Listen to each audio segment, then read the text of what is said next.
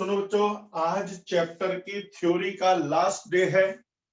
इसके बाद एक आध पॉइंट जो रह जाएगा वो न्यूमेरिकल के साथ होने वाला है, जैसे कि दो बबल कंबाइन होते हैं तो नई रेडियस ऑफ इंटरफेस क्या होता है, वो सब आएगा हमारा कब, जब न्यूमेरिकल चलेंगे।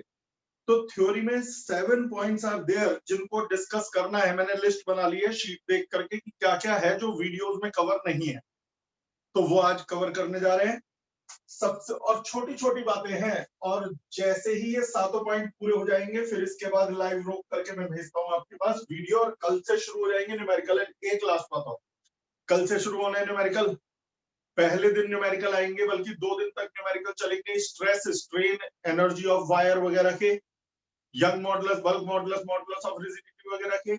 तो वो शुरू की 3 वीडियो प्रॉपर्टीज ऑफ मैटर की प्लेलिस्ट आपको ग्रुप में भेज दूंगा, वैसे भेज भी रखी है। उसकी शुरू की 3-4 वीडियो जिसमें भी स्ट्रेस, स्ट्रेन वगैरह है वो रिवाइज करके आ जाना बेटा। तो मेरे बेटा सबसे पहले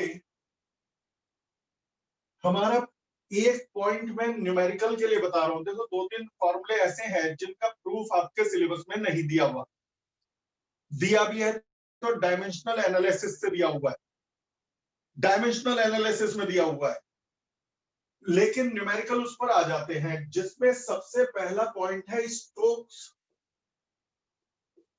फोर्स। ये स्टोक्स फोर्स क्या है, मैंने तभी टर्मिनल वेलोसिटी वाली वीडियो हटा दी थी अब वो दोबारा भेजूंगा, क्योंकि उसमें स्टोक्स फोर्स का यूज हो रहा था, आपको दिक्कत आती।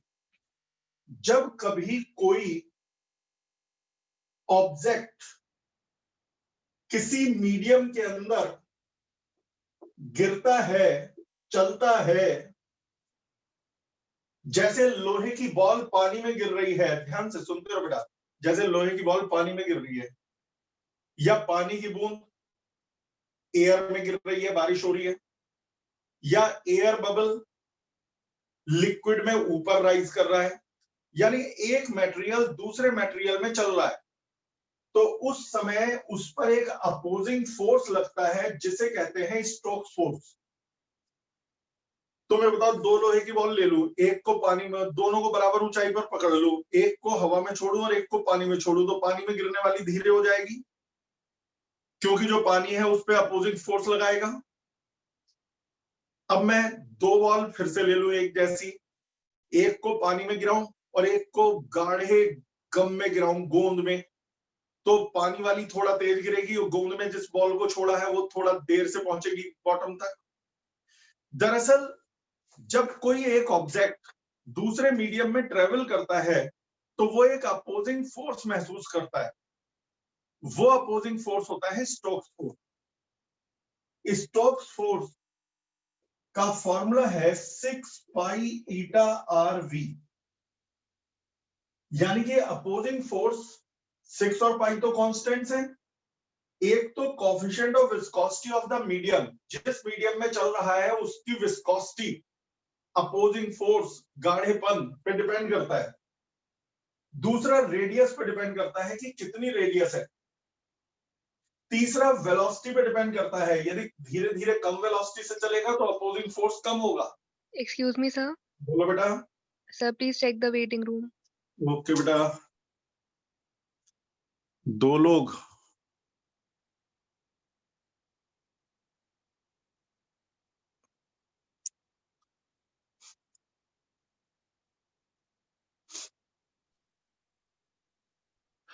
ठीक है बेटा। तो तीसरे नंबर पर वेलोसिटी पे डिपेंड करता है। तो इसका प्रूफ वैसे तो आएगा नहीं, लेकिन आ जाए तो कौन सा प्रूफ करना है। जिस बच्चे को याद होगा फर्स्ट चैप्टर में डायमेंशनल एनालिसिस के मेथड से हम लोग फॉर्मूले प्रूफ करते थे ना, तो जब आप डायमेंशनल एनालिसिस के मेथड से फॉर्मूले प्रूफ करते थे तो उसमें क्वेश्चन आया था कि जब कोई एक बॉडी किसी मीडियम में गिरती है तो उस पे एक अपोजिंग फोर्स लगता है जो डायरेक्टली प्रोपोर्शनल है रेडियस ऑफ द ऑब्जेक्ट के, वेलोसिटी के और कोएफिशिएंट ऑफ विस्कोसिटी के, जिसकी पावर ए, बी और सी ली थी। जिसने डायमेंशनल एनालिसिस कर रखा है वो जानता है मैं क्या कर रहा हूं। फिर आपने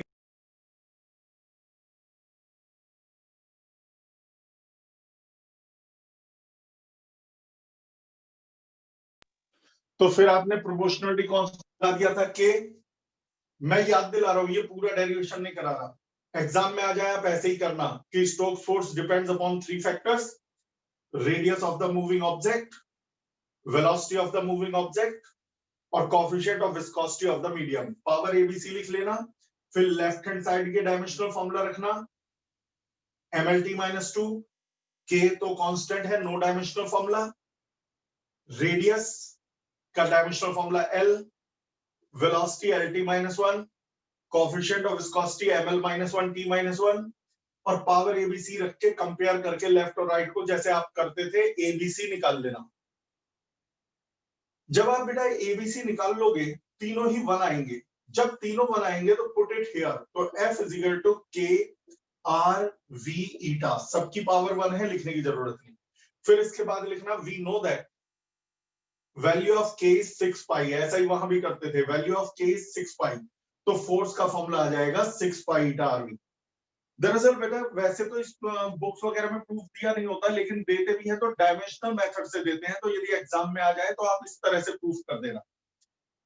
तो ये फॉर्मूला हो गया हमारा न्यूमेरिकल का। तो स्टोक्स फोर्स क्या है? Opposing force. ये कब लगता है? जब एक बॉडी दूसरे मीडियम में, किसी लिक्विड मीडियम में या गैसियस मीडियम में चलती है, ठीक बेटा। तो 6 पाई ईटा आर वी, तो ये हमारा पॉइंट हो गया। फिर इसके बाद विस्कोसिटी, एक्सक्यूज मी सर, एक बार वेटिंग रूम चेक कर लीजिए सर। वेटिंग रूम करता हूं बेटा। अब मेरे बेटा ये आ गया। अब इसके बाद आता है दूसरा पॉइंट। मैंने बताया mic off please, thank you. दूसरा पॉइंट मेरे बेटा, यूनिट्स की भी जान पहचान होनी बहुत जरूरी है। हमारे कोएफिशिएंट ऑफ विस्कोसिटी की यूनिट क्या है? जैसे फोर्स की यूनिट है न्यूटन, वर्क और एनर्जी की यूनिट है जूल, ठीक है बेटा। प्रेशर की यूनिट है पास्कल। तो विस्कोसिटी, कोएफिशिएंट ऑफ विस्कोसिटी की भी तो यूनिट होती होगी। तो इसकी एसआई यूनिट है डेकापॉइज और सीजीएस यूनिट है पॉइज। ये साइंटिस्ट के नाम पे है। एसआई यूनिट है डेकापॉइज, सीजीएस यूनिट है पॉइज, और obviously 1 decapoise is equal to 10 poise. तो ये यूनिट बतानी थी, स्टोक्स फोर्स बताना था। अच्छा, एटमॉस्फेरिक प्रेशर नापते कैसे हैं और कितना होता है? मेरे बेटा पॉइंट नंबर 3, एटमॉस्फेरिक प्रेशर नापने के लिए एक कंटेनर में, जिसे बैरोमीटर कहते हैं, एक कंटेनर में मरकरी से भर देते हैं कंटेनर को। मरकरी से भरने के बाद इसमें एक इन्वर्टेड ग्लास ट्यूब रख देते हैं जिसके अंदर वैक्यूम हो। इन्वर्टेड ग्लास ट्यूब रख देते हैं, इसके अंदर कोई जरा सा भी एयर मॉलिक्यूल नहीं होना चाहिए, बिल्कुल वैक्यूम। अब क्या होगा, यहां पर तो एटमॉस्फेरिक प्रेशर इसे दबाएगा क्योंकि ये खुला सरफेस है और अंदर एटमॉस्फेयर है नहीं। तो जब एटमॉस्फेरिक प्रेशर लिक्विड को दबाएगा तो लिक्विड ट्यूब के अंदर चढ़ जाएगा। भाई इधर से दोनों तरफ से दबाव पड़ रहा है, तो लिक्विड नीचे दब के कहां चला जाएगा? जहां दबाव नहीं पड़ रहा है, तो वैक्यूम के अंदर उठ जाएगा, यहां आके रुक जाता है। जब आप सी लेवल पर होते हो जब आप सी लेवल पर होते हो तो ये 76 सेंटीमीटर ऊंचाई तक उठता है। मरकरी कॉलम की हाइट 76 सेंटीमीटर होती है। तभी कहा जाता है कि एटमॉस्फेरिक प्रेशर जो है 76 सेंटीमीटर ऑफ मरकरी है। यानी कि एटमॉस्फेयर इतना दबाव लगा रहा है कि अंदर मरकरी को 76 सेंटीमीटर तक ऊपर उठा दे। यदि एटमॉस्फेरिक प्रेशर बढ़ेगा तो वो ज्यादा दबाएगा। जब ज्यादा प्रेशर से दबाएगा तो लिक्विड ज्यादा ऊंचाई तक उठ जाएगा। एटमॉस्फेरिक प्रेशर कम होगा तो लिक्विड कम ऊंचाई तक उठेगा। यानी एटमॉस्फेयर का प्रेशर सी लेवल पर 76 सेंटीमीटर मरकरी के कॉलम के प्रेशर के बराबर है। मतलब क्या है, जब कभी हम क्वेश्चन में पढ़ते हैं कि atmospheric pressure is 76 centimetre of mercury, इसका मतलब है इस पूरी दुनिया से सारा एटमॉस्फेयर हटा के 76 सेंटीमीटर ऊंची मरकरी की लेयर बिछा दे पूरी पृथ्वी पर, पूरी अर्थ पर। हाइपोथेटिकल कंसेप्ट है। तो हमारी अर्थ पर उतना ही प्रेशर लगेगा जितना पूरे एटमॉस्फेयर का लग रहा है। हमारा सारा एटमॉस्फेयर का दबाव और 76 सेंटीमीटर ऊंचे मरकरी कॉलम का प्रेशर बिल्कुल बराबर होता है सी लेवल पर। तो ये आ गया। अच्छा, अब यानी कि आपको एटमॉस्फेयर का प्रेशर निकालना हो तो 76 सेंटीमीटर हाइट के मरकरी का प्रेशर निकाल लो। यानी कि यदि किसी कंटेनर में 76 सेंटीमीटर की ऊंचाई तक मरकरी भरा होगा तो वो बॉटम पर उतना ही प्रेशर लगाएगा जितना हमारा एटमॉस्फेयर लगाता है। तो 76 सेंटीमीटर मरकरी का प्रेशर HROG से निकालते हैं जरा। H तो है 7, मरकरी का प्रेशर निकाल रहे हैं, 76 सेंटीमीटर ऊंचे मरकरी कॉलम का प्रेशर निकाल रहे हैं। तो मरकरी कॉलम की हाइट 0.76 मीटर, मरकरी की डेंसिटी 13,600 किलोग्राम पर मीटर क्यूब, जी की वैल्यू 9.8 मीटर पर सेकंड स्क्वायर, सबको मल्टीप्लाई करके आता है 1.01 इंटू 10⁵ पास्कल। ये आपको याद रखना है कि बेटा हमारे एटमॉस्फेयर का प्रेशर कितना है। हमारे एटमॉस्फेयर का प्रेशर सी लेवल पर 1.01 इंटू 10⁵ पास्कल है। सी लेवल से जैसे जैसे ऊंचाई पर जाते हैं तो एटमॉस्फेरिक प्रेशर कम होने लगता है। तो ये हमारे ऊपर एटमॉस्फेरिक प्रेशर की बात हो गई कि कितना एटमॉस्फेरिक प्रेशर है। 76 सेंटीमीटर मरकरी कॉलम का प्रेशर हमारे एटमॉस्फेयर के प्रेशर के बराबर है।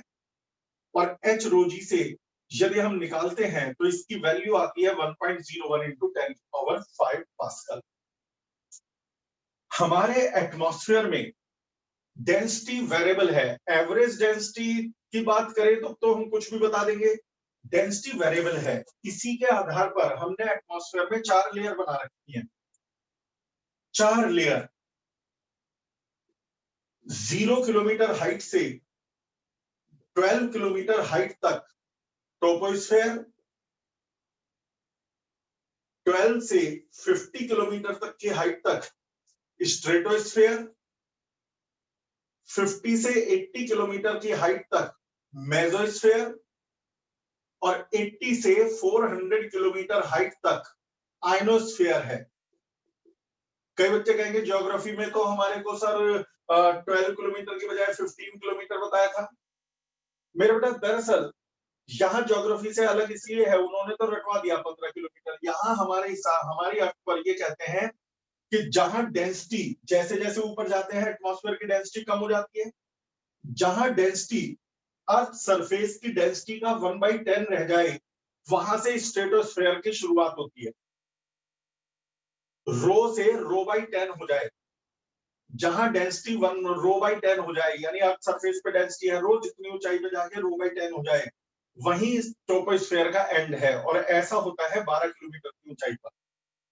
फिर इसके बाद रो/1000 यानी अर्थ सरफेस की डेंसिटी का 1000 गुना कम, वो होता है मेसोस्फेयर की शुरुआत। ठीक बेटा। और फिर रो/1 लाख यानी अर्थ पर जितनी डेंसिटी 1 मीटर क्यूब में है ना, आयनोस्फेयर में उतना ही एयर 1 लाख मीटर क्यूब में है। तो ये जब हो जाए तो आयनोस्फेयर की शुरुआत होती है। तो कौन कौन से 4 स्फीयर हैं? Troposphere, stratosphere, mesosphere, ionosphere. Troposphere पे डेंसिटी है रो, स्ट्रेटोस्फेयर पे रो/10, मेसोस्फेयर पे रो/1000 और आयनोस्फेयर पे रो/1 लाख। तो ये हमारे को एटमॉस्फेयर के बारे में बताना था। अच्छा, ये तो बता ही दिया। अच्छा, एवरेज डेंसिटी क्या है हमारी अर्थ की? ये तो डेंसिटी बता दी कि भाई इस तरह से बदल रही है। पूरे एटमॉस्फेयर की एवरेज डेंसिटी क्या है और एटमॉस्फेयर की एस्टिमेटेड हाइट क्या है, उसकी भी थोड़ी सी बात कर ली जाए।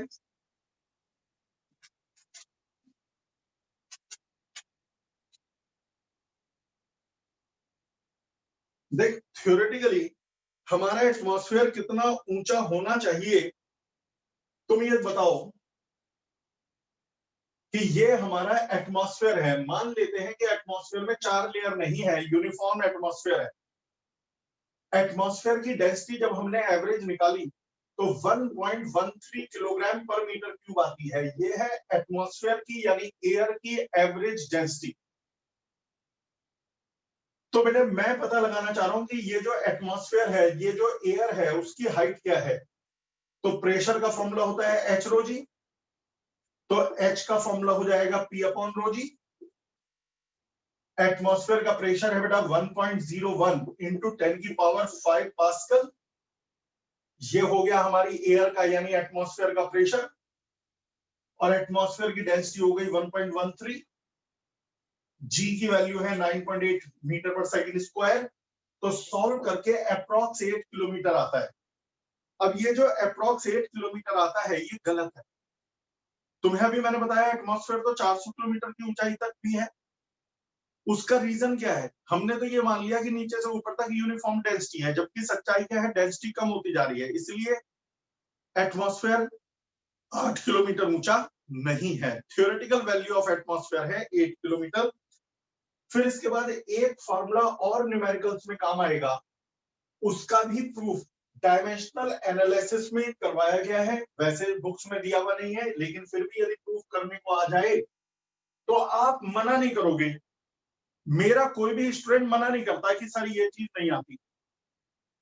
मैं तो रोज कहता हूं बेटा जो भी पूछना है स्कूल में कोई चीज एक्स्ट्रा करा दी मुझे बताओ, मैं करवाऊंगा। ठीक बेटा।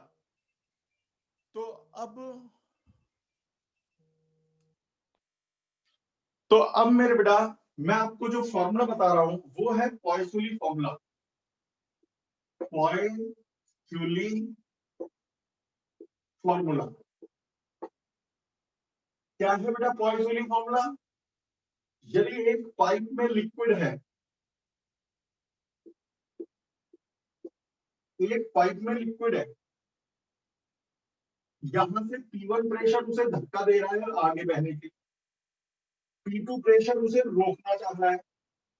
जब P1 चाह रहा है लिक्विड इधर जाए, P2 चाह रहा है उधर जाए, लेकिन दोनों बराबर होंगे तब तो लिक्विड बहेगा ही नहीं।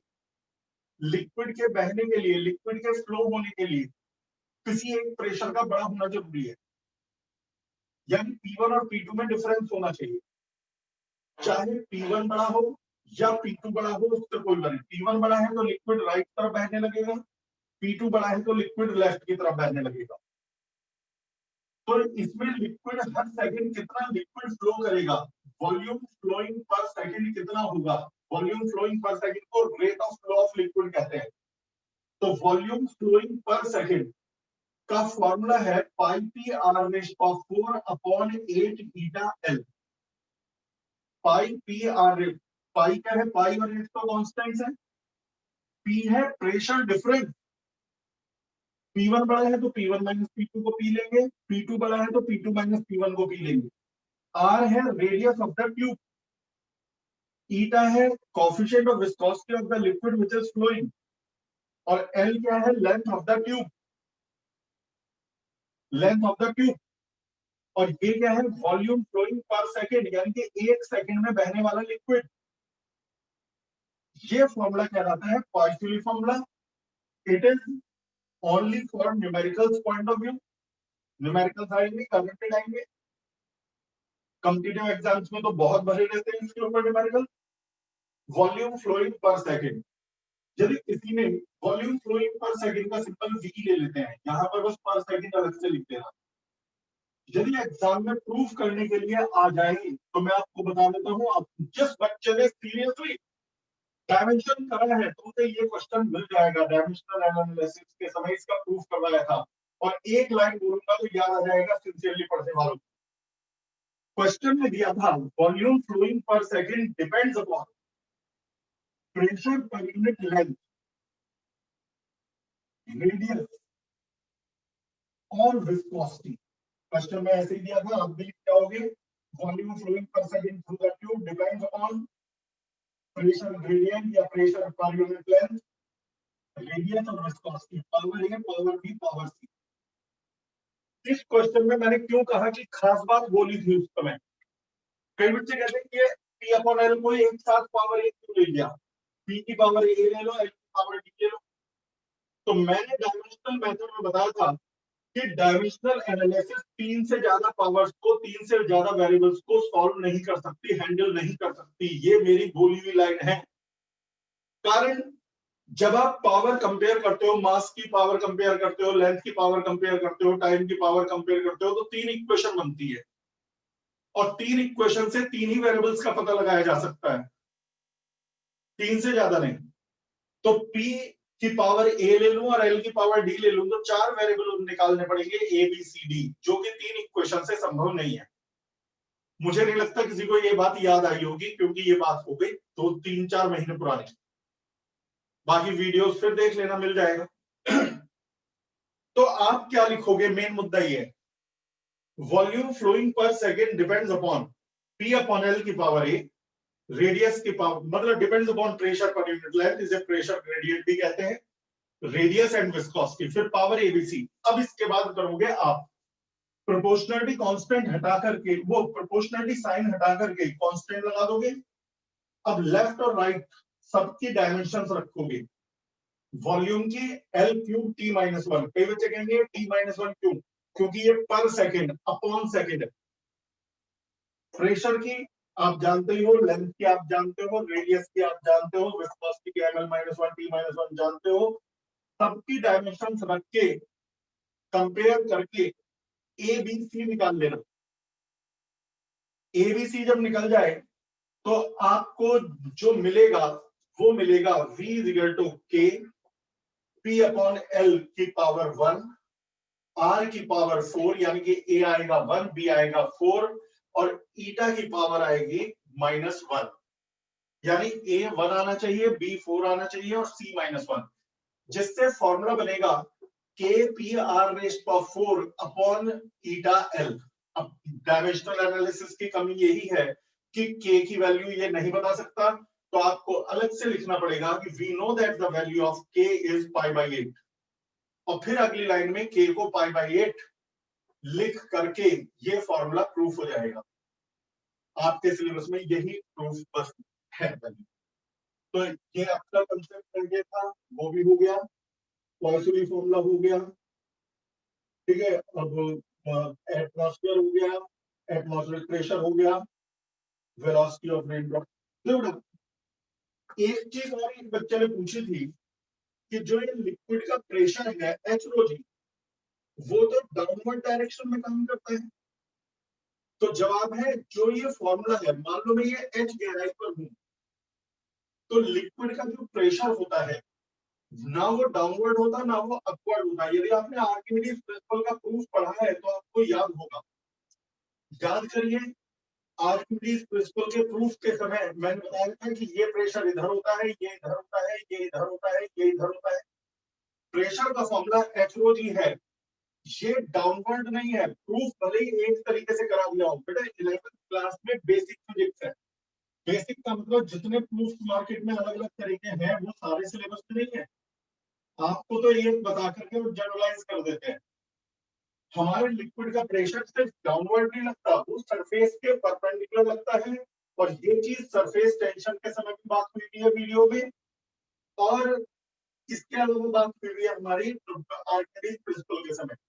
तो लिक्विड का प्रेशर, मान लो ये H1 हाइट है, तो यहाँ डेप्थ है, तो यहाँ प्रेशर होगा H1 रो जी, लेकिन सरफेस के परपेंडिकुलर।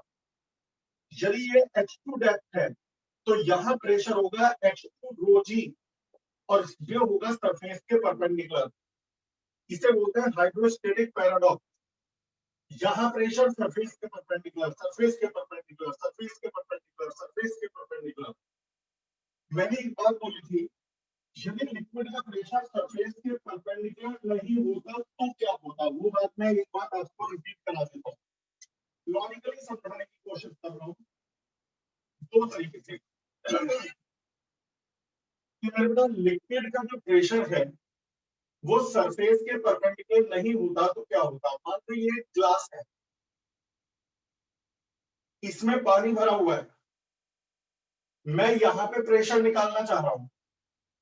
मान लो सरफेस के परपेंडिकुलर नहीं होता, वर्टिकली डाउनवर्ड होता, तो लिक्विड इसमें घूमता रहता, रेस्ट पर आता ही नहीं।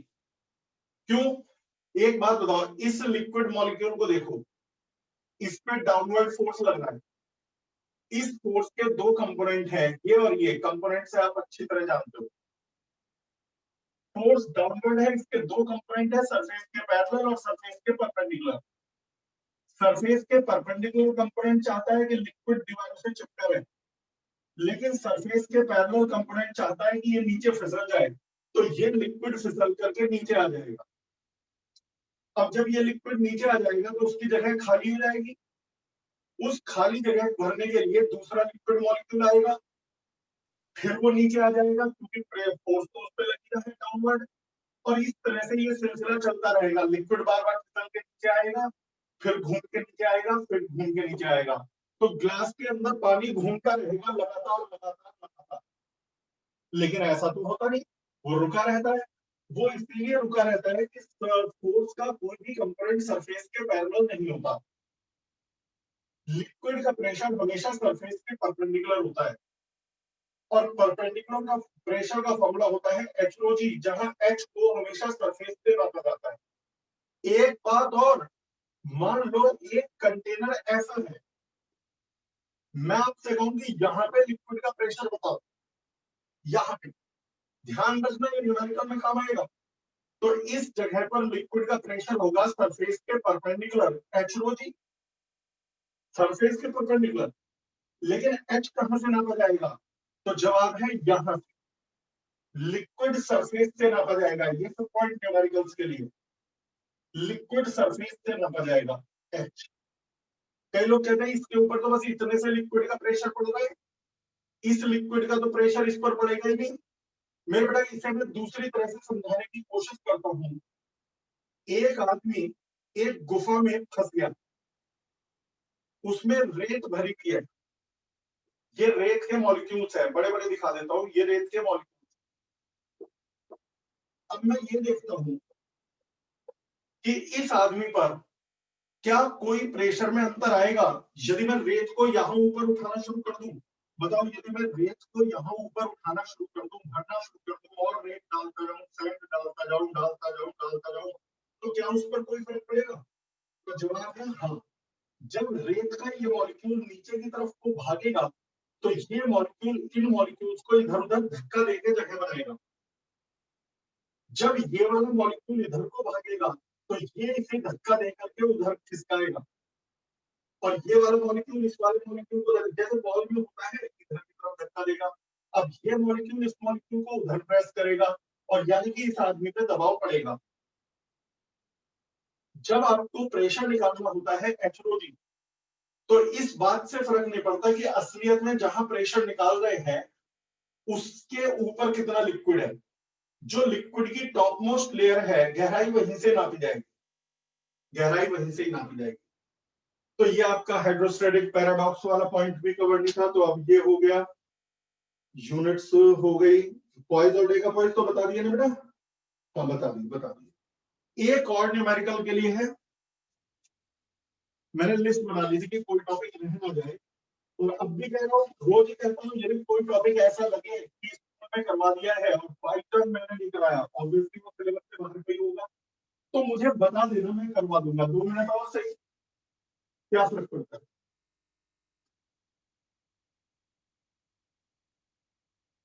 और अब आप टर्मिनल वेलोसिटी वाला डेरिवेशन कर लेना बेटा, क्योंकि टर्मिनल वेलोसिटी का डेरिवेशन अब समझ में आ जाएगा। पहले तो मैंने उड़ा दिया था कि बिना स्टॉक फोर्स के कैसे करोगे। मेरे बेटा एक पॉइंट और न्यूमेरिकल्स के लिए बता रहा हूँ, और वो भी कंपटीशन के न्यूमेरिकल्स के लिए। वो 11th के न्यूमेरिकल में भी शायद रेयरली कहीं काम आएगा, यदि कोई स्कूल बहुत ही ज्यादा स्टैंडर्ड का पेपर सेट करे तो आ जाएगा। वो है एक ब्रिज है, ये पुल है जो पिलर्स पर खड़ा हुआ है। इसकी लेंथ है L, ब्रेथ है B, और थिकनेस है D। यानी लंबाई L, चौड़ाई B, और थिकनेस, मोटाई D। ये अपने ही वेट के कारण कुछ झुक जाता है, अपने ही वजन से झुक जाता है दोनों पिलर के बीच में। तो ये जितना झुक जाता है उसे कहते हैं डिप्रेशन। क्या बोलते हैं इसे? डिप्रेशन। तो कई कॉम्पिटिटिव एग्जाम्स में इसमें न्यूमेरिकल्स आ चुके हैं कि ये डिप्रेशन का फॉर्मूला क्या है या फिर कितना होगा। तो डिप्रेशन का फॉर्मूला जो है WL² upon 4YBD3, WL² upon 4YBD3। ये है ब्रिज के डिप्रेशन का फॉर्मूला। ऑब्वियसली ये आपको याद ही करना है, 11th में कोई पूछेगा नहीं, डेरिवेशन सिलेबस में है नहीं, न्यूमेरिकल कोई आ गया तो आ गया, स्कूल में यदि करवा दिया तो नहीं, कंपटीशन में प्रूफ करना है। तो आपको ये फॉर्मूला सिर्फ याद रखना है न्यूमेरिकल के लिए। पुल अपने ही वजन से कितना दब जाता है, कितना झुक जाता है, उसका फॉर्मूला है डेल्टा कहलाता है डिप्रेशन, जितना ये दब गया नीचे। डब्ल्यू है पुल का वेट, ज्यादा वेट वाले पुल ज्यादा दब जाते हैं। एल है दोनों पिलर के बीच की लेंथ। वाई है Young modulus of elasticity. B चौड़ाई है, विड्थ है, और डी जो है, डी इसकी थिकनेस। तो ये हमारा फॉर्मूला आ गया 4/BDQ। अब इसके बाद कुछ नहीं दिख रहा है, एक चीज मैं एक्स्ट्रा बता दूं, मैं हल्का सा हिंट दे देता हूं मैं, बाकी डिटेल के लिए आप वीडियो का इंतजार करो। टर्मिनल वेलोसिटी की वीडियो आ रही है अभी आपके पास। थोड़ी सी शुरुआत बता देता हूं। मेरे बेटा यदि किसी लोहे की बॉल को पानी में, गहरे पानी में छोड़ा जाए, ड्रॉप किया जाए, तो इसकी वेलोसिटी पहले बढ़ती है और बढ़ेगी और बढ़ेगी और बढ़ेगी, और उसके बाद कांस्टेंट हो जाती है। यानी यदि मैं वेलोसिटी का ग्राफ बनाऊं तो वेलोसिटी पहले तो बढ़ेगी और फिर कांस्टेंट हो जाती है। यही कांस्टेंट वेलोसिटी कहलाती है टर्मिनल वेलोसिटी।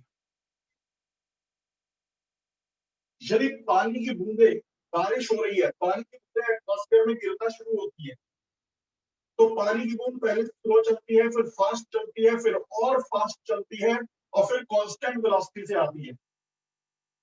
यही कांस्टेंट वेलोसिटी है टर्मिनल वेलोसिटी।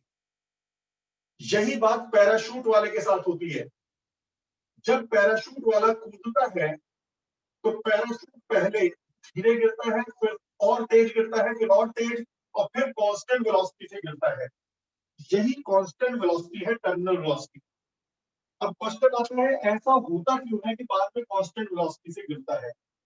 उसके ऊपर पूरा मैंने एक आधा घंटे का लेक्चर बना रखा है, तो बजाय डबल एनर्जी आप भी वेस्ट करो और मैं भी, अभी 5 मिनट के अंदर मैं आज आपको टर्मिनल वेलोसिटी का ही वीडियो भेज रहा हूं। एक तो वो पढ़ लेना, ये तो आपकी क्लास तो हो गई आज का। कल न्यूमेरिकल शुरू होंगे, तो मैं सबसे रिक्वेस्ट कर रहा हूं कि न्यूमेरिकल से पहले थ्योरी पढ़ के आओगे तो फायदा रहेगा। तो भगा भगा के रिवाइज कर लेना, पढ़ तो रखा ही आपने, stress strain, young modulus, bulk modulus, modulus of elasticity वगैरह, बस उतना ही रोज बता दिया करूंगा क्या रिवाइज करके आओ जिससे न्यूमेरिकल समझ में आए। तो स्पीड में भगा भगा के देख लिया, एक बार रिवाइज हो गया तो न्यूमेरिकल में मजा आएगा। तो अभी के लिए इतना ही। 5 मिनट बाद आपको वीडियो मिल रही है बेटा, टर्मिनल वेलोसिटी। सर 1 मिनट बेटा, रिकॉर्डिंग बंद कर दूं।